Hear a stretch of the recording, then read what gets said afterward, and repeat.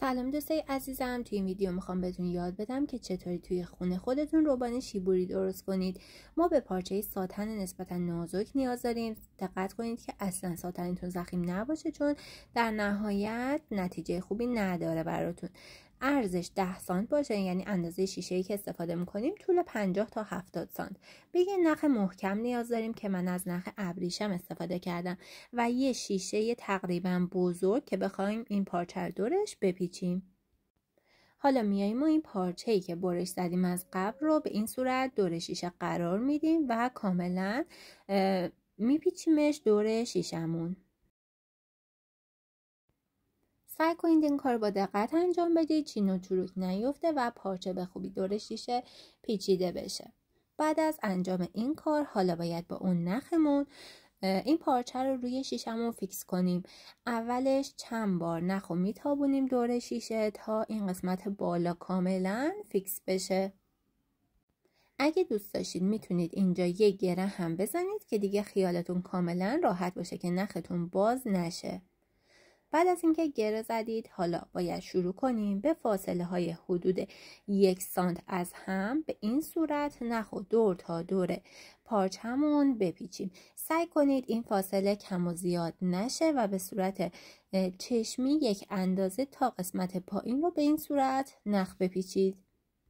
سعی کنید کشش نختون هم خوب باشه که پارچه شل نشه و نختون یه موقع باز نشه. بعد اینکه رسیدیم قسمت پایین، اینجا رو هم چند بار نخمون رو میپیچونیم و یه گره میزنیم تا قسمت پایینم کاملا فیکس بشه.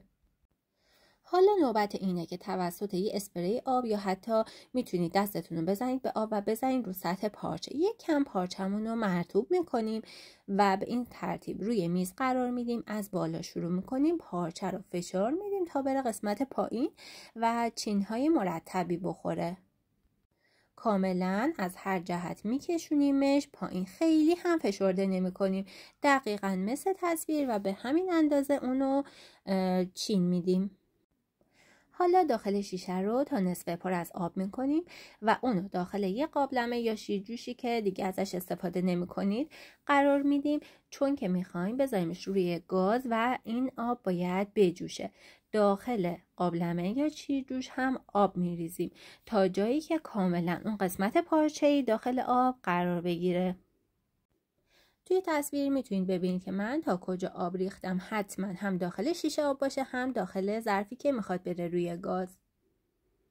به این ترتیب. حالا این ظرف رو میبریم میذاریم روی گاز. بعد از اینکه شروع به جوشیدن کرد باید حدود 20 دقیقه تا نیم ساعت بهش اجازه بدیم با شعله خیلی کم این آب بجوشه و ظرفمون روی گاز قرار داشته باشه.